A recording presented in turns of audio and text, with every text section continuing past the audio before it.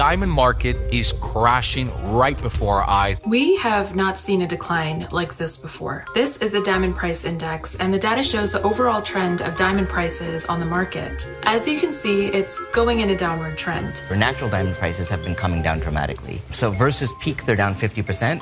In the last 12 months, they're down 23%. We haven't seen a disruption in the diamond sector at this scale since De Beers convinced everybody that they needed to have a diamond as an engagement ring and it needed to cost, a 3-month salary. I'm Alexia Russell, and today on The Detail, are diamonds losing their sparkle? The value of diamond mining companies is plummeting. The price of rough stones has gone down. A new generation has ethical concerns about how we get them. Not as many couples are getting engaged, and lab-grown diamonds are 1/10 of the price of diamonds that come out of the earth. With the naked eye, you cannot tell the difference. They're chemically, physically, optically identical. A lab-grown diamond, it's not an imitation. It's not like vegan meat or something. It is the same thing made in a different way.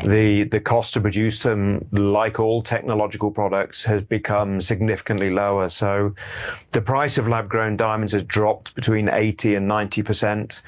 And we expect that to continue because the cost to manufacture them is getting cheaper and cheaper. I've got 35 years of jewelry store experience, and I can tell you right now, I can't tell the difference because they're both diamonds. But if you think you're in for a bargain when you're after a diamond ring, there's a hitch.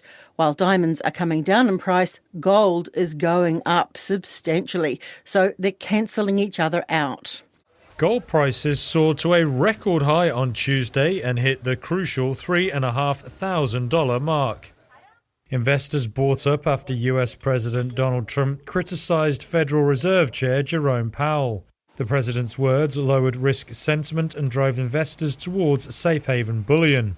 Senior business reporter Alice Peacock, engaged and with her grandmother's sparkling diamond on her left hand, has been looking at this for Newsroom. We've had big movements in diamond prices in both mined and lab diamonds over the past 5 years. What's been happening is really a slipping in price of both, which I guess is a bit of a case of supply and demand, especially in the case of lab, where a lot of jewellers, a lot of retailers have been getting more into the lab space, and manufacturing of lab diamonds has increased a lot over the last decade. So they've been around for a few decades, but have really kind of taken off in popularity over the past 10 years.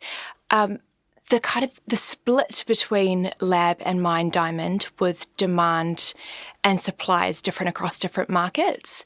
And I'm told by jewellers the demand for lab diamonds is still lower than 50%. But I've read and I've been told by Michael Hill, who also have stores in Canada and Australia, that demand for lab is higher in those markets. I've also read that in the US, demand is really kind of getting up to and maybe even above that 50% mark, which is interesting. One of those on the high end of the scale for lab-grown sales is Zoe and Morgan, a bespoke jeweller in Auckland. Inside their industrial chic shop, there's a glittering array of stones in handcrafted settings, none of it with prices showing. But go to the company's website, you will see side by side 2 rings, a 2-carat lab diamond for $6,000 and a mined diamond of just over 1 carat for more than $16,000. Both are spectacular, and in real life, even co-owner Zoe Williams has trouble remembering which is which. At the moment, this is changing every 6 months, to be honest, but at the moment, I would say about 80% of our customers are going lab-grown diamonds. Really? Yeah. Wow. And from what you know, is that reflected in the industry at large, or would you be on the heavy side of that? No, I would say that it does also depend. Some jewellery houses prefer to work with certain types of materials. And whereas we offer a range of styles here, and then our way is always just to inform our customers what choices they want and hear their personal stories and make something that makes them feel special, that suits their own ethical choices and also their personal budget. Do many people come in and they don't know about lab diamonds, or they think lab diamonds are fake? Yes, yeah, lots of people, and that's been fun just to be able to chat about the different processes and about the different ways. I think obviously the way diamonds have been extracted in history is really horrible. Over 1 million diggers search for diamonds in Africa. They make less than $1 a day. The global diamond trade nets an estimated $80 billion a year. But it's not just economic woes that plague some. In countries like Angola, the Democratic Republic of Congo, and Sierra Leone, diamonds were used by armed militias and rebels to fan civil war and inflict misery on the population. They're known as blood diamonds. And so it's great to have some other options there. And what is great about the choices of lab-grown diamonds, there's pros and cons to everything because the incubation process takes a lot of electricity. You're not saving the earth by buying a lab-grown diamond. Mining to get diamonds out of the earth hurts the earth. Lab-grown diamonds are using tremendous amount of chemicals. Carbon emissions are a worry too. Yes, exactly. So there's lots of things, same as driving an electric car or, any of these options. We've got these kind of progressive movements forward in society, and it's just kind of investigating what is right and how you use it and how you share that. Yeah. If you decide, say if you have ethical concerns and you don't want to do an emissions heavy job like that, how do you then work out if your mined diamond is from the old fashioned, fairly cruel way of extracting diamonds, or it's from an ethical company that has contributed to the community around it? Yes, well, a lot of that depends on when it was mined and from where it came from. So natural diamonds do come with a Gemological Institute of America particular code on each diamond, and then that traces back to the actual mine that it came from. So you can trace back to see the mine, and then you can investigate the mine, and you can also see the year that it was extracted. So in modern times, all of those mining processes have had to become much more ethically minded to come up to speed with how we should be treating our humans in the world. And that's a fantastic thing. That's what I personally quite like about the lab diamonds coming onto the market, is it's by cause of repercussion, it's caused the other side of the industry to really tidy up their act and to really become a lot more responsible.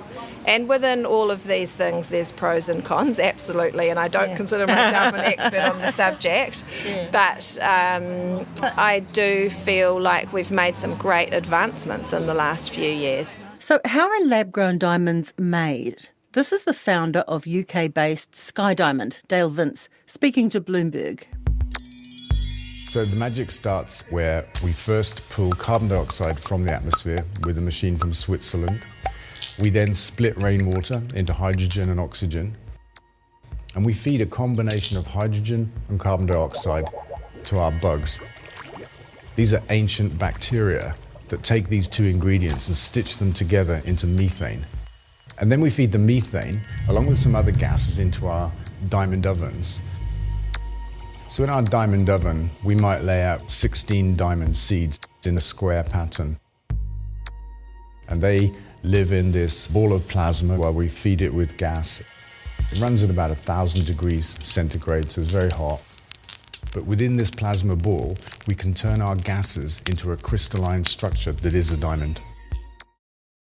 Because the process is only taking 10 weeks or 12 weeks from start to finish in the incubation process, they're able to produce a lot more. And that type of technology has actually been around since about the 1950s.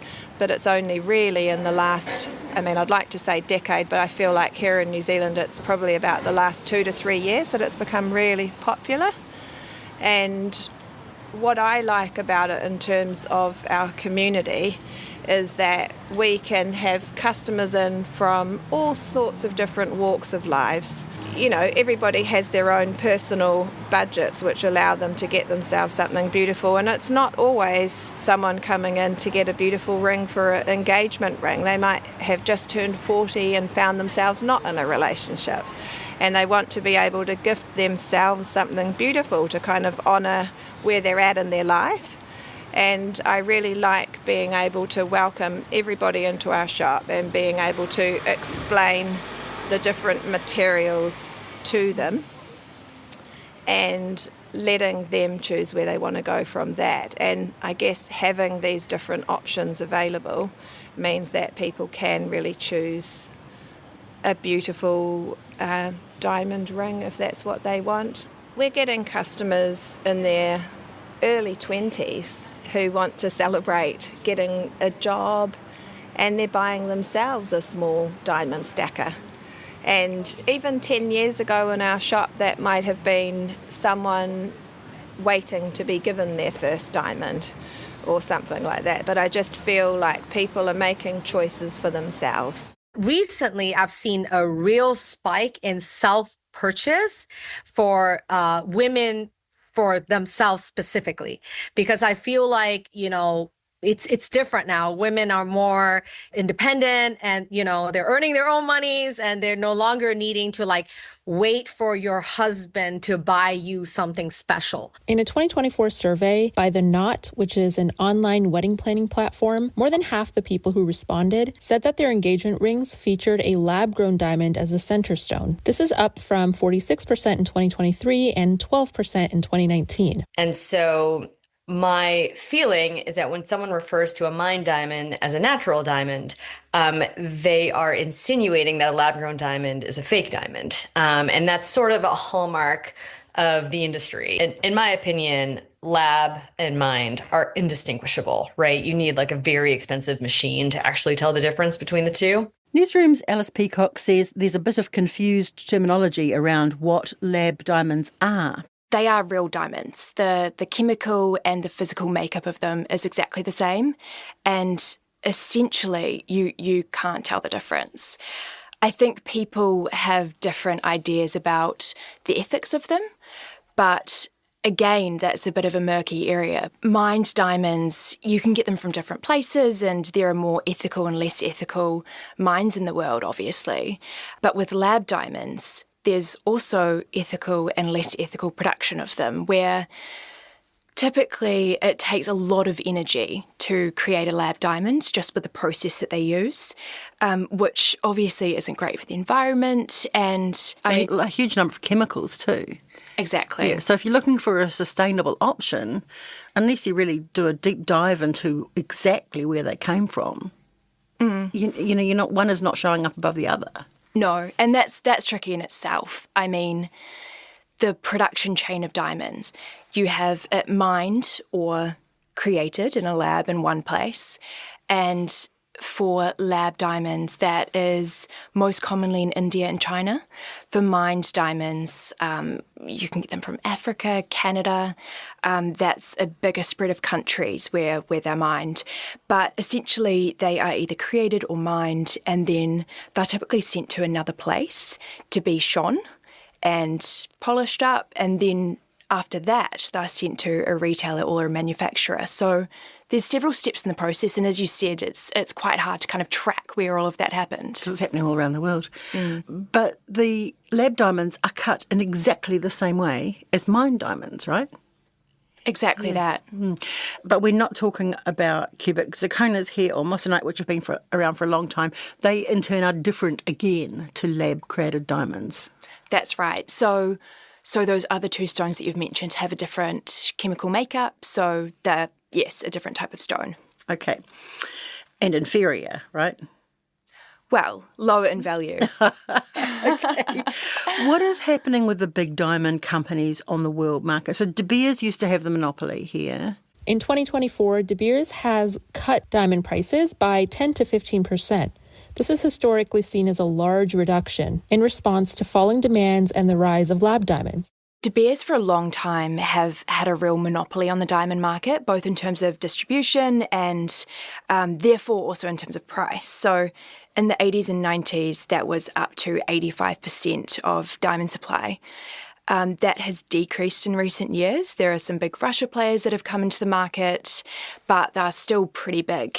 De Beers were also responsible for the quite genius advertising campaign back in the 40s. Diamonds are forever.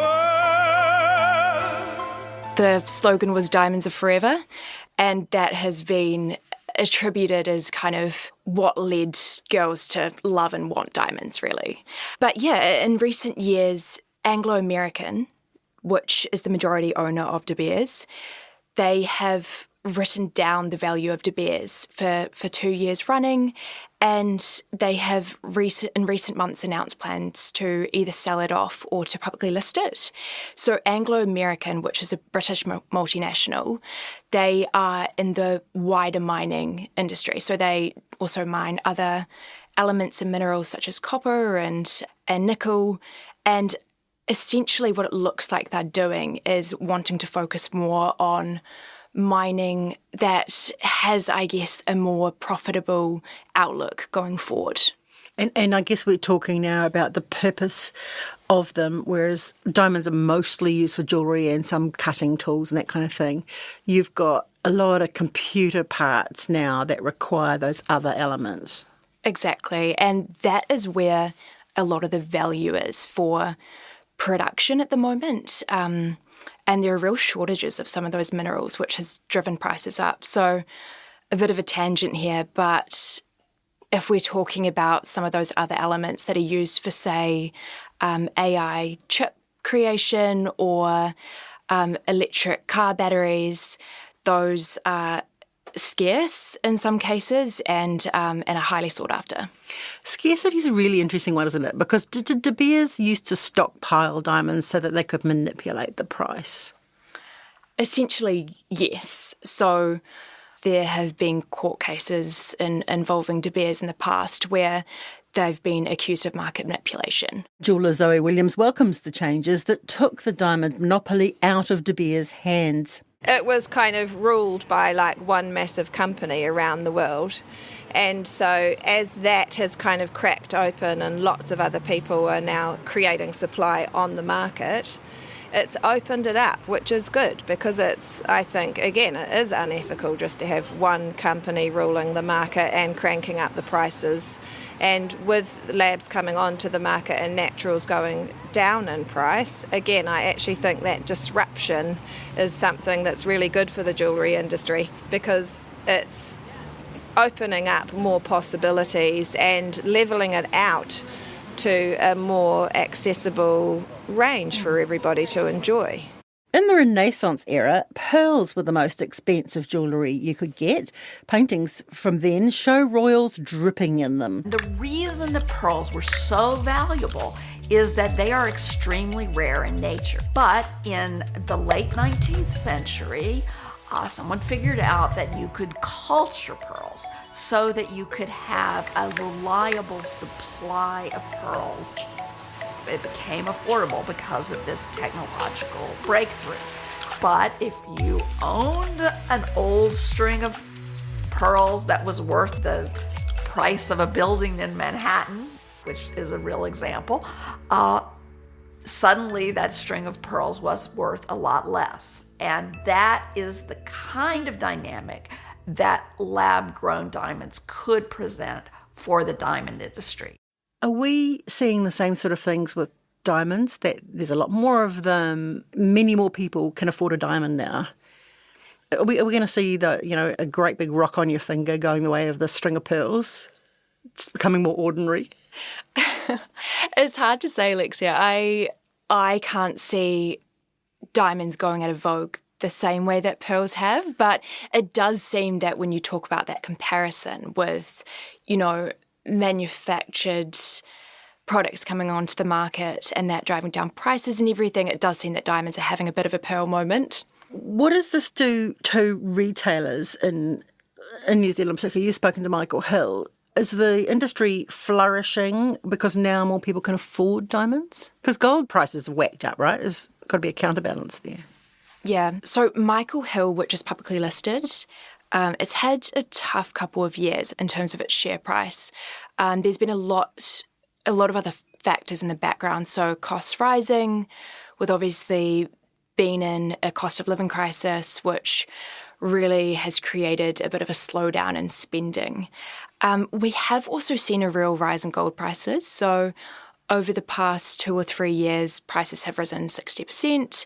That as well is due to a number of factors.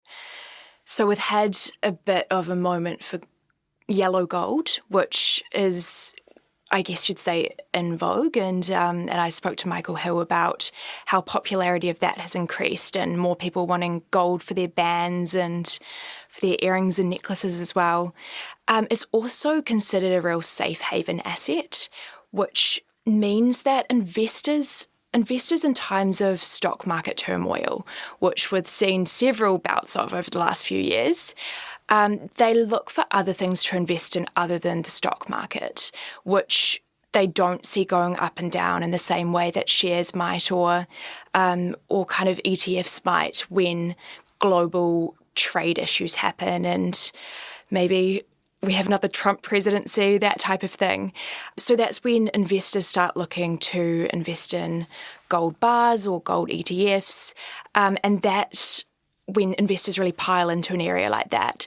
It drives the price up, essentially. So if you are thinking that the diamond ring you buy today will be an investment, I'm guessing now you might be mistaken in that. I'd say that's accurate. I don't think diamond jewellery would ever have been considered the best investment. If you buy a diamond ring or another piece of jewellery with a diamond on it, and then as soon as you walk out of that store, it's dropped in value, essentially. It's not like something... a new car. Exactly. It's not something that appreciates over time necessarily, unless it's, say, a piece of vintage Cartier jewellery or something like that, which is... some swanky designer thing or... Exactly. Or it's loaded with gold. Yeah.